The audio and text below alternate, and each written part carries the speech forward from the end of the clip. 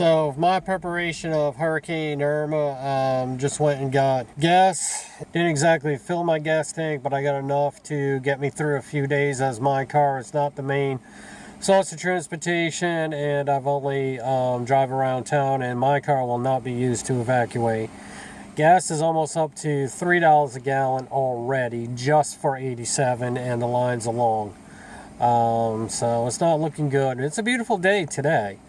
But what's out on the horizon the next few days over this weekend is not looking good.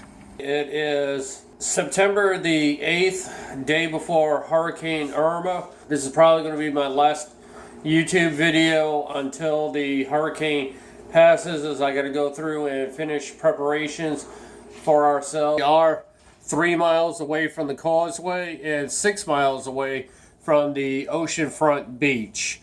There is a barrier island called Hutchinson Island in between the causeway and the oceanfront, which should help dissipate some of the surge. I'm not in an evacuation zone.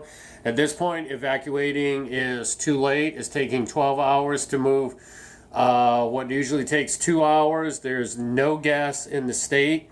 They're working on trying to bring more gas in, but it's only select areas. The highways are all backed up. Pretty much evacuating the entire coastline of the state from Miami all the way up to Jacksonville. And Florida is a pretty big state. So we're talking about hundreds of miles, thousands of people that live on islands, barrier islands, or actual beachfront. We're going to try riding it out here, but we do know where our shelters are just in case. Bottled water on hand. State is running out of bottled water at this point. A lot of the stores have already run out and already closed. So we got what bottled water we could find. Probably got enough actual bottled water to last us 3 to 4 days. We've got non-perishable foods all ready to go. What I started doing myself was I actually started bottling tap water. Tap water is just as good as bottled water in most cases. The only thing is, if you do not trust your city's water, you can actually go ahead and boil it first, let it cool down, and then bottle it. That'll kill any bacteria or any of the chemicals in your city water that you might be worried about. Because my wife, right there, who's helping me prepare, has health issues, her drinking city water is not a best advisement. So if you can see my refrigerator behind the iced tea that I bought, I actually have waters down there. This is tap water that I started bottling so that we actually have enough water on hand. You're probably wondering about the green teas and the iced tea.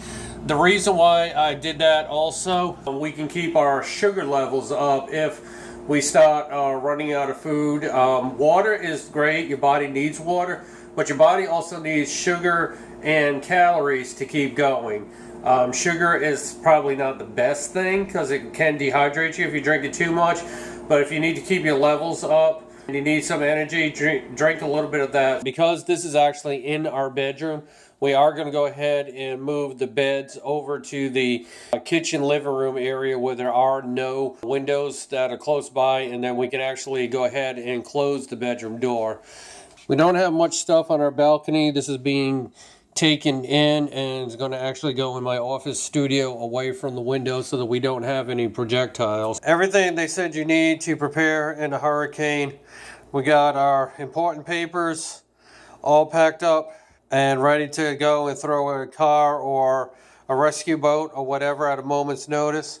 We got the dog crate. There's a lot of places, even though they're not pet friendly. State of Florida, the governor has ordered all hotels to start accepting pets.